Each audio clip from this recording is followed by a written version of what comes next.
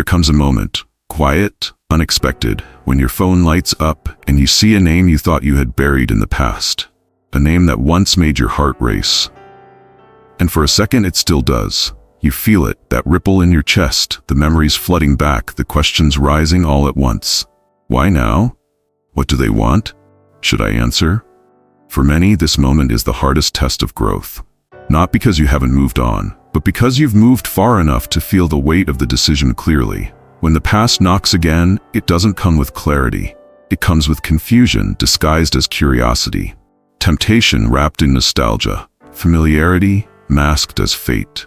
And yet, it is in this moment that your greatest power lives. Not in your words, not in your reaction, but in your stillness. You see, real strength doesn't tremble at the return of the past. It meets it with presence, with calm, with the quiet conviction that not everything that returns deserves re-entry, and not every memory deserves revival. As Marcus Aurelius wrote, if you are distressed by anything external, the pain is not due to the thing itself, but to your estimate of it. And this, you have the power to revoke at any moment. That message is not just ancient wisdom, it is a compass in moments like this. This video isn't about how to win someone back. It's not about clever responses or emotional strategies. It's about you. About protecting the peace you've worked so hard to build. About standing still when the winds of the past try to knock you off course.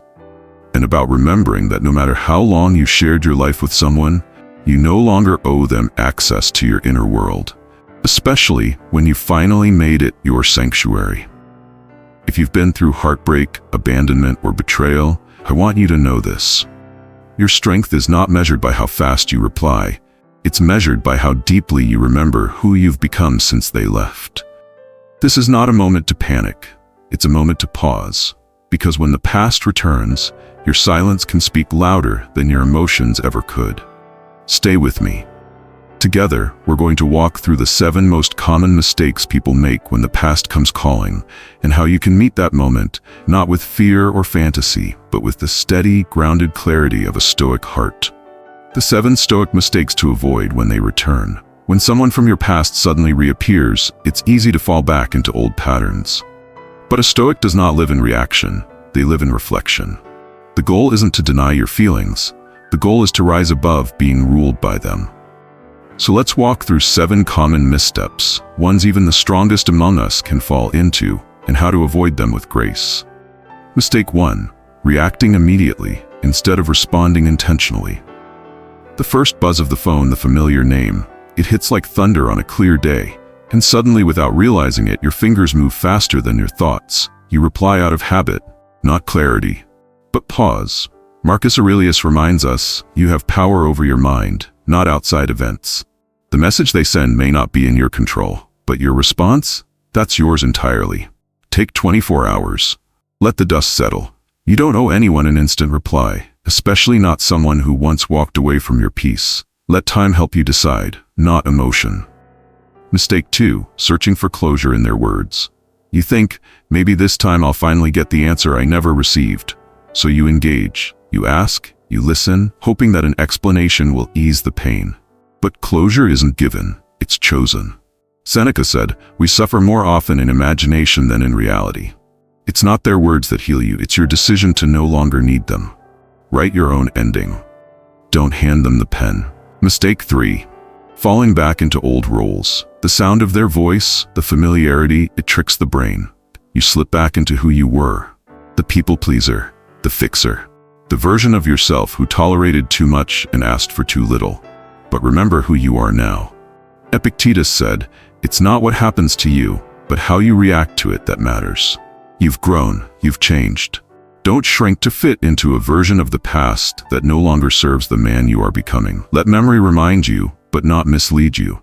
Mistake 4. Letting their message define your value. They text, you feel flattered.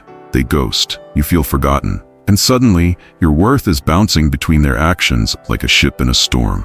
But self-worth for the Stoic is internal. It's built on virtue, discipline, and the quiet dignity of self-respect. You are not more valuable because they noticed you, and you are not less because they didn't. Your value was never theirs to measure. Mistake 5. suppressing your emotions instead of sitting with them. You think, if I don't show it, it doesn't exist. You bottle it up, anger, sadness, even hope. But Stoicism is not repression. It's presence. Sit with your emotions, let them speak, but do not let them steer. As Seneca wrote, "No man is more unhappy than he who never faces adversity, for he is not permitted to prove himself." Your strength lies not in being unmoved, but in being deeply moved, yet still grounded. Let emotion pass through you. Don't let it become you. Mistake 6. Believing reconnection means resolution. They reach out, they say they've changed, and you wonder, could we try again? But a Stoic knows that a wound left unexamined will reopen.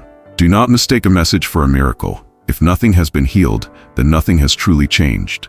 Ask yourself, is it healing or is it habit? Real love demands transformation, not repetition. Mistake 7. Letting the past dictate the future. You hear from them, and the memories rush in, and for a moment the future disappears. You're no longer dreaming forward, you're looking back, replaying what was. But the Stoic keeps his eyes on the road ahead. Marcus Aurelius wrote, "The happiness of your life depends upon the quality of your thoughts." And thoughts anchored in the past cannot build a future worthy of your growth. Sometimes life doesn't knock politely. It returns in echoes, through a text, a call, a familiar face from a story you thought had ended.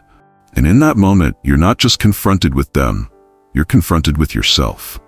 With who you were, who you've become, and what you choose to carry forward. It's easy to think that strength is about shutting down, pretending you feel nothing, saying nothing.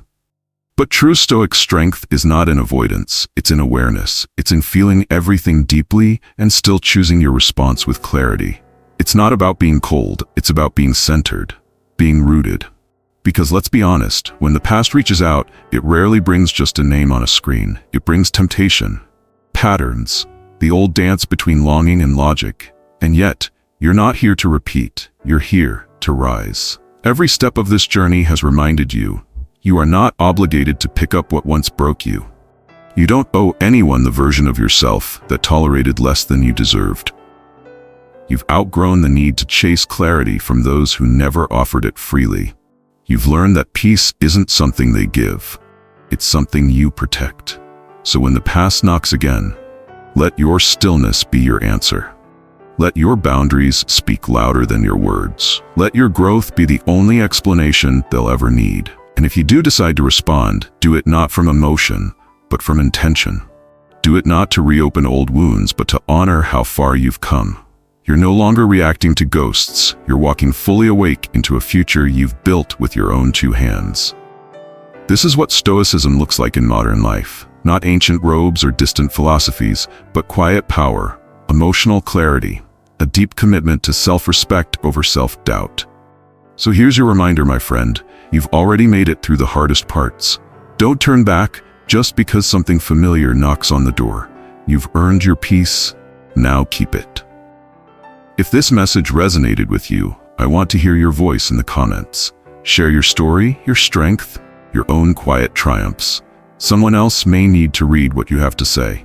And if you haven't already, subscribe to Ultimate Stoicism.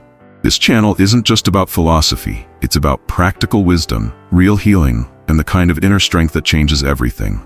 Your journey matters, your voice matters, and every time you choose peace over patterns, you become living proof of the Stoic life well lived. I'll see you in the next one.